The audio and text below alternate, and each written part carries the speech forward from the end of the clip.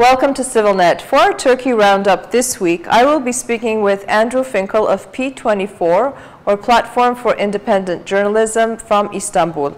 Andrew, thank you for joining us today. My very great pleasure. There are a lot of events unfolding in the region, in the Middle East.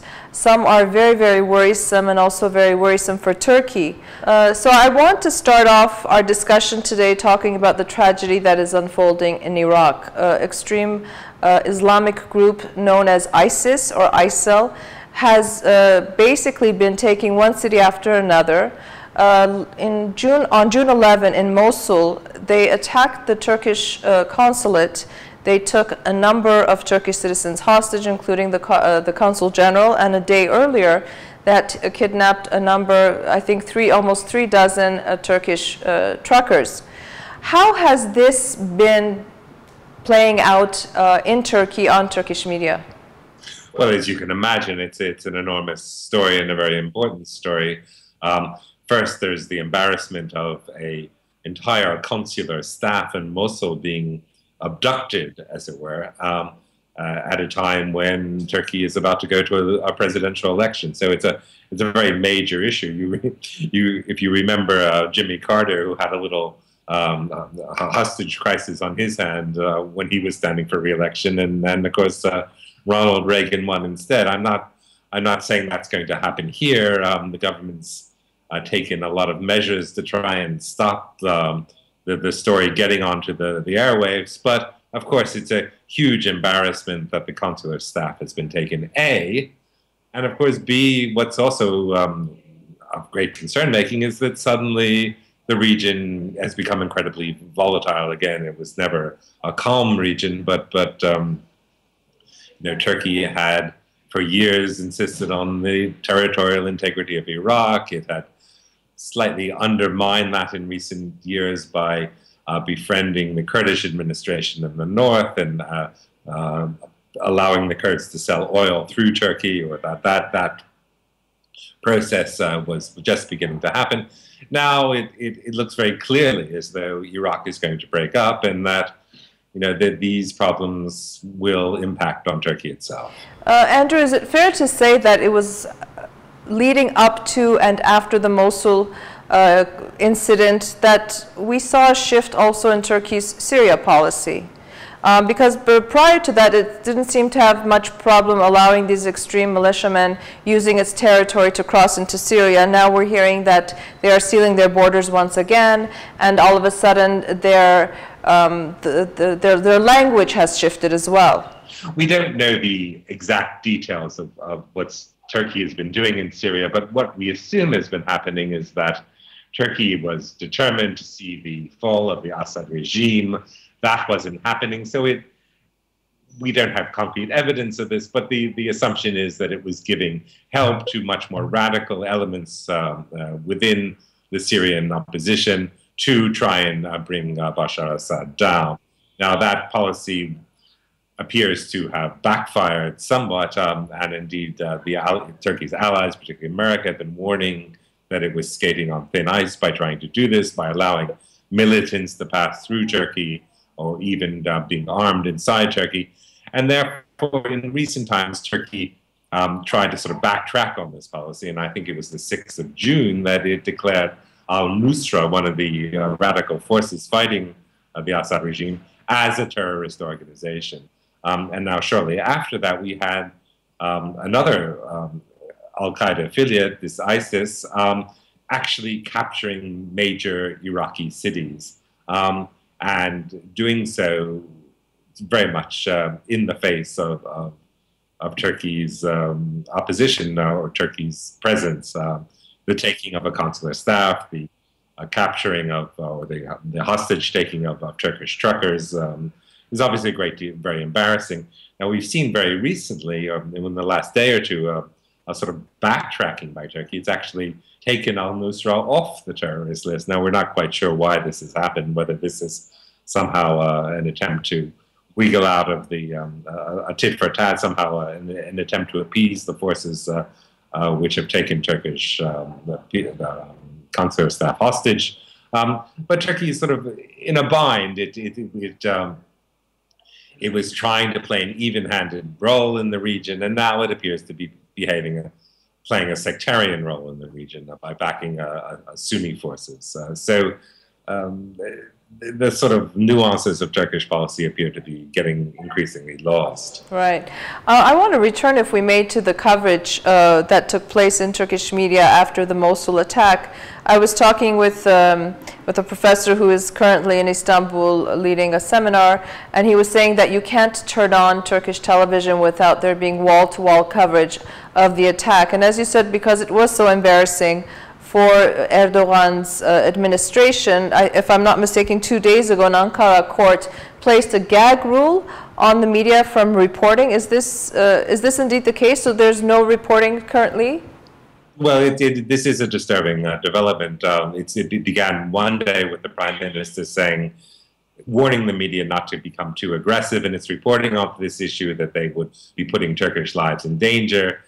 Then there was some implication, rather confusing pronouncement, saying that these people hadn't actually been taken hostage, but it wasn't actually saying what they were doing in ISIL hands, in the hands of these groups. So we were getting conflicting signals out of the government. Clearly, some delicate negotiations were going on. Clearly, they were trying to contain the situation. But then the board, which oversees broadcasting, basically said that there should be no reporting on this subject, that there should be, as you say, a gag order on this issue. And of course, this has, provoked a certain amount of reaction inside Turkey, as you can imagine. Is the government really trying to protect those people who are being held, or is it trying to protect its own reputation?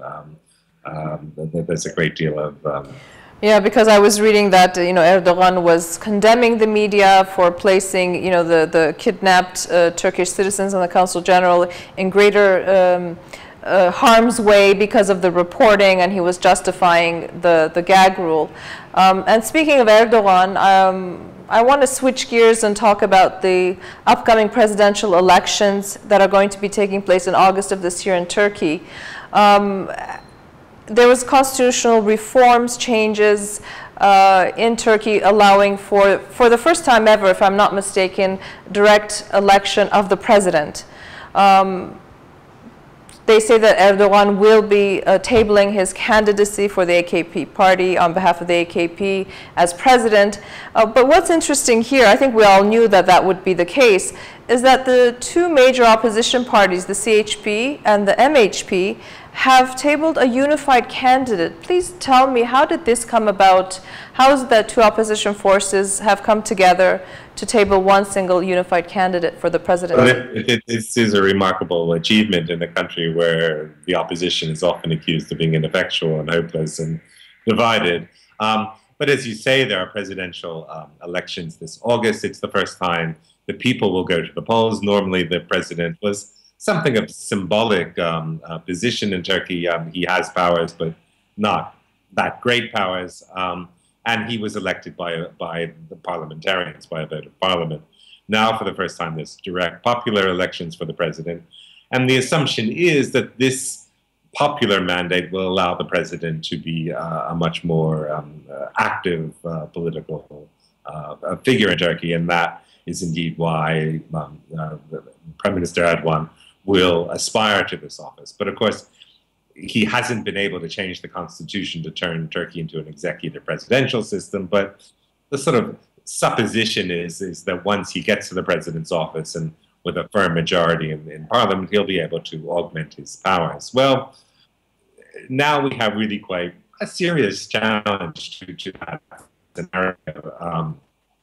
What has happened is that the social democratic opposition and the nationalist opposition have decided that they can't beat Mr. Erdogan on their own, but they stand a chance at least of beating him if they combine. So they settled on this interesting solution. They chose a man who was the head of the Islamic Conference, the Organization of Islamic Conference, a Turkish scholar called Ekmelettin İhsanoğlu, very nice, gentlemanly, well-behaved, very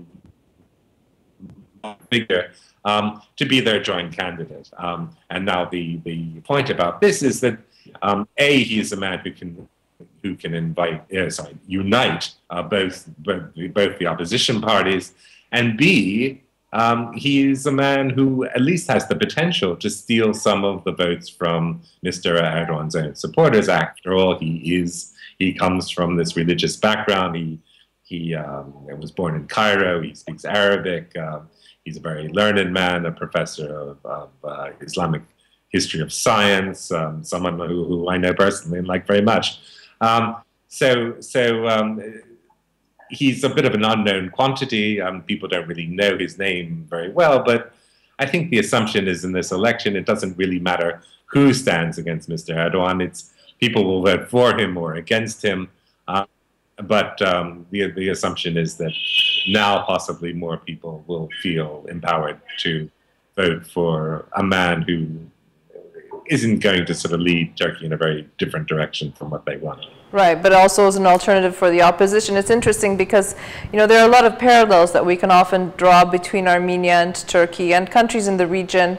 Here in Armenia, there are now debates on changing the constitution, moving from a presidential system to a parliamentary system. To see perhaps in this scenario, could the opposition that is so splintered in Armenia come together to work together to try and change the current administration? So there are a lot of interesting parallels. But just returning back to Turkey, I was reading that there are some now problems within CHP because the leader of the CHP is now saying that perhaps this candidate, İzhanoglu, perhaps is not the right person for the job. How is that going to play out, do you think? Well, let's face it, finding a candidate who can unite all spectrums of Turkish opinion is a very difficult job.